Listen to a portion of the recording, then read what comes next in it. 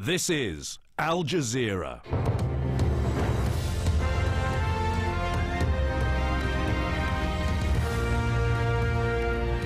Welcome to the News Hour, live from Doha. Fear and loathing in South Africa. I'm Imran Garda, and I'll be reporting on fresh xenophobic attacks. Working at the hospital says you shelled it yesterday and twice today, killing all those people and injuring so many more. We're very interested in hearing your version of events. This is all exaggerated story. A disease which permanently damages the lungs and is caused by repeated exposure to silica dust, which is found deep down in the mines. It was on this particular track where trainloads of Hindus and Sikhs from Pakistan in that direction and Muslims from India in that direction came towards their new homes. Oil gains seem to make a mockery of your claim to be the legitimate, stable government of Somalia. I disagree with you, Toad. 18 men were summarily executed, 49 people shot in the legs, 73 Gazan men had their legs and arms broken by Hamas forces. When you hear that, it must embarrass you.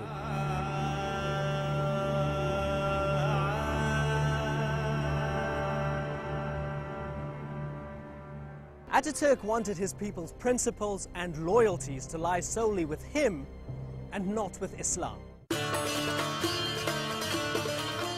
Turkey is a land of contrasts. Istanbul had been the imperial capital of the Ottoman Empire for centuries. From here, the Sultan ruled over a vast empire that controlled large parts of 3 continents. But when Ataturk returned here after World War I, he found the city occupied by Allied forces. He was determined to restore Turkish sovereignty. Just behind me, on the shores of the Gulf, stands a new Doha landmark, the Museum of Islamic Art. It's a jewel in the crown of Qatar's bid to become a cultural force in the region.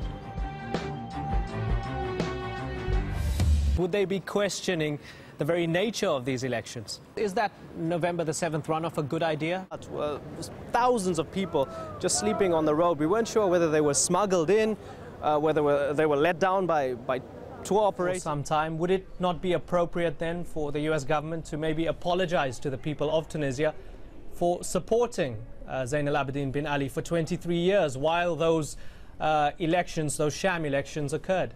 No. Why not? I'm just on the outskirts of Arafat. The day is almost ending. People are heading towards Muzdalifah, where they'll camp out for at least a small part of the night. And we're not even in the epicenter of Arafat. And this is bone-crushing.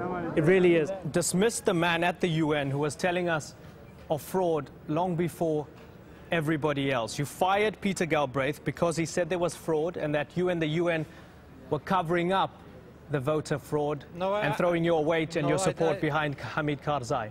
I'm sorry to correct you. I did not fire Peter Galbraith. The Secretary General of the United Nations fired him. That's a completely different story. I don't want to discuss it anymore. It's irrelevant. What is relevant, sir, because he said there was voter fraud before everybody else. He's been vindicated now. Don't you owe him an apology at least? I had no doubt. The treatment of Bradley Manning is counterproductive. Well, you have a president who's on Twitter, on Facebook, who believes in open government, and who said, and I quote, "I don't want to have people who just agree with me.